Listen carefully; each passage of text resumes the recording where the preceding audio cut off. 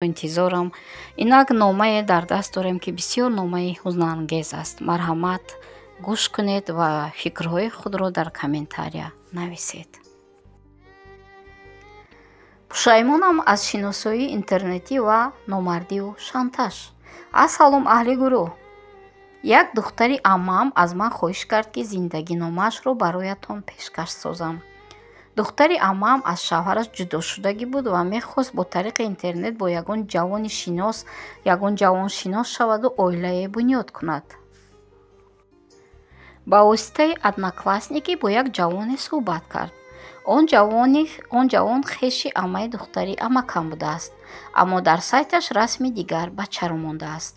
духтари аммаам аз ин макри хешбачааш бехабар як ҳафта танҳо тариқи сайташ бо ӯ ҳамсӯҳбат мешавад. баъд ӯ аз духтари аммаам расмашро дархост мекунад, яъне мегӯяд ки расмат ҳаст. духтари аммаам ба ӯ як-ду сураташро роӣ мекунад, бехабар аз найрангҳои ӯ. ин бача ба ин қаноат накарда мегӯяд ки боз сурат роӣ кун, вагарна бо дигар бо ту ҳамсӯҳбат намешавад, яъне дигар бо ту гап намезанам. ҳамин тавр як-ду рӯз аз байн мегузараду ӯ ба духтари аммаам чизе наменависад. баъд духтари аммаам зиқ мешаваду маҷбур мешавад ки хостагии ӯро амалӣ намояд. ҳамин гуна як-ду сурати нимбараҳнаашро гирифта роӣ мекунад, яъне ӯ хоҳиш мекунад ки сурати нимбараҳна. ӯ бача бошад, акнун ба дастам афтиди мочахар.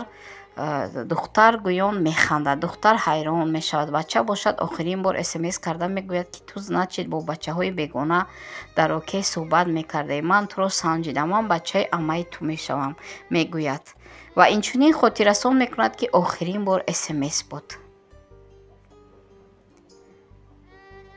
ҳамин тавр аз байн як-ду рӯз мегузарад.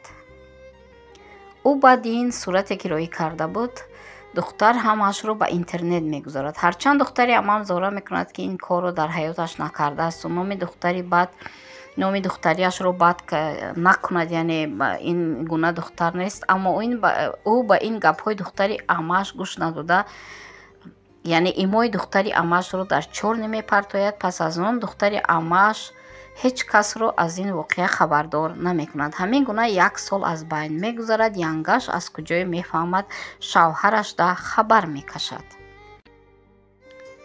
хабар кашида мегӯяд ки сурати голи хоҳара дар интернетҳо гаштааст. вақто ки бародари духтар мефаҳмад, мурданивор хоҳарашро мезанад, ки ҳатто як ҳафта на об мехӯраду на роҳ гашта метавонад.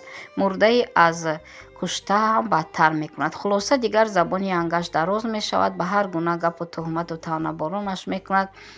акаш ҳамон бачаро занг мезанад ва мегӯяд ки пок намояд аксҳои хоҳарашро ки равон кардаро, аммо занаш сари роҳаш шуда мегӯяд ки барои хоҳари мочахарат шуда турмаро ба гардан мегирӣ. магар акаш ба гапи занаш гӯш дода дигар кордор намешавад. бечора духтари аммаам аз ин нақшаҳои янгаш бохабар шуда чандин маротиба қасди худкушӣ кардан мекунад, аммо пеши роҳашро духтарчаи хурдакакаш, ки аз меҳри падарӣ маҳрум монда буд, гирифт. ҳар хел фикру хаёло мекард ва аз роҳи худкушӣ худро боз истод. ҷойи зисти духтари аммаам қишлоқе буд ки овоза сраза паҳн мешавад ва аз ин духтари холам дар изтироб буд ки рӯзе ягон хешу таворош ва ё дугонаву ҳамдиҳагонаш аз ин воқеа хабардор шуда ҳатман рӯй мегардонанд. доим дар танҳоӣ ашк мерезад. як рӯз онҳо бохабар шуда ҳатман маро фоҳиша мехонанд, мегӯяд. аммо духтари аммаам бо нияти пок вориди окей шуда буд ки бо ягон бачаи аз зан баромада шинос шавад. аммо фикрҳояш хом баромаданд ва як бори ба сайти окей ворид гаштанаш ба дасти амакбачааш афтид. ҳамин гуна номи фоҳишагиро гирифт. рӯзҳо гузаштанду духтари аммаам фикр мекард ки он бача ба ин кор дор намешаваду, яъне кордор намешаваду зиндагӣ ҳамихе мисли оби равон мегузарад. аммо фикрҳояш хом баромаданд. рӯзакак аз забони як дугонаи ҷониаш мефаҳмад ки ба додари ӯ ба воситаи окей аксҳои духтари аммаамро боз равон кардааст. на танҳо бо ин дар сайташ гузоштааст ва ба дигар ошноёу бачаҳои дигар низ равон кардааст. хулоса ба ҳама равон кардан мехостааст. духтари амаам қариб ки аз ақл бегона мешавад, доим нолаву фиғон мебардояд, худкушӣ кардан мехоҳад. Ман ӯро таскин бахшида тасаллут додам, ки ҳамаш хуб мешавад.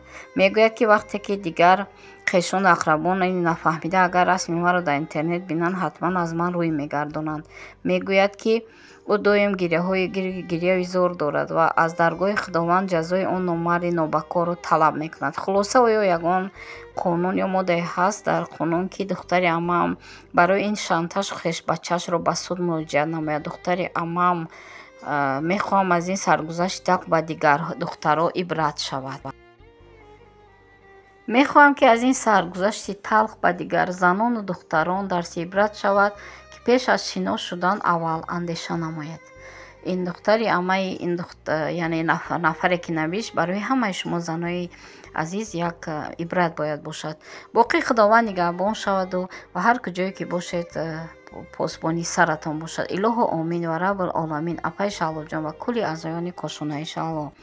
бо эҳтиром, хонандаи доимӣ Шабнам. кошонаи Шаҳло дар Одноклассник аст. дӯстои азиз, метавонед кошонаи Шаҳло гуфта поиск дева дар он ҷо ҳам аъзо шавед. унҷо номаҳо меояд ва ман он номаро низ инҷо барои шумо гузоштам. дӯстони азиз, акнун дар бораи ин ҳодисае, ки ин духтарро шантаж кард, масалан танаи луч сурат гирифта роӣ карда, андешаҳои шумо занои азиза интизорум.